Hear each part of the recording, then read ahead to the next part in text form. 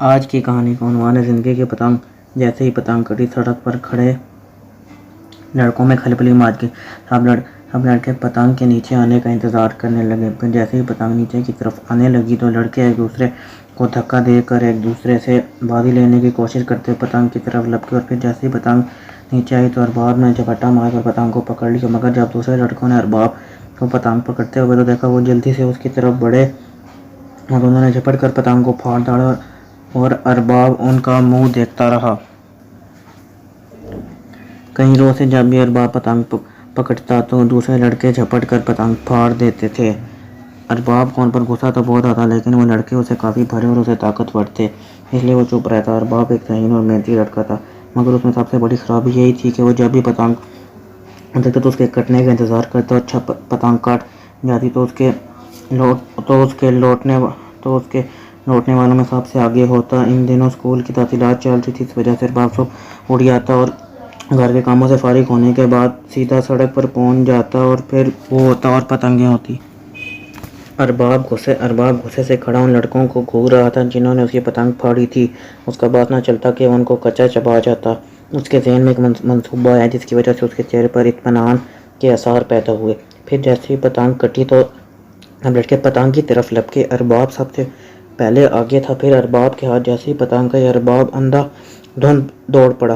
जब सब लड़के उसके पीछे भागे, मरकर जब अरबाब उनकी पकड़ से निकल गया तो अरबाब उनकी पकड़ से निकल चुका था। अब वो खुशी से फूला न समा रहा था। बस अब अरबाब के हाथ में जैसे ही पतंग आती वो भाग खड़ा होता। देखते ही देखते अरबाब ने शाम तक 25 के करीब पतंगें जमा कर लीं। दूसरे रोज़ भी अरबाब ने यही किया। अब तो उसके पास काफ़ी पतंगें जमा हो चुकी थी, मगर मज़ीद पतंगों के लालच में तीसरे रोज़ भी सड़क पर आ खड़ा हुआ।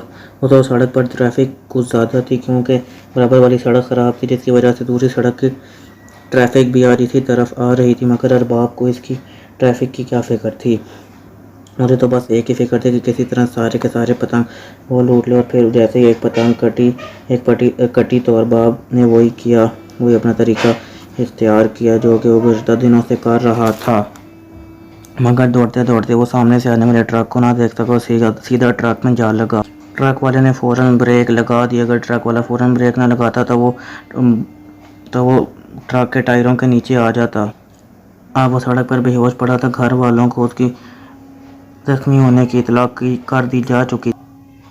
वो बदहवासी की हालत में अस्पताल पहुंचे। अरबाब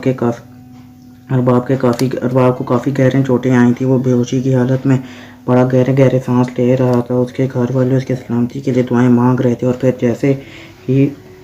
जैसे ही उसे होश आया तो उसके चेहरे की तरफ झुक गए।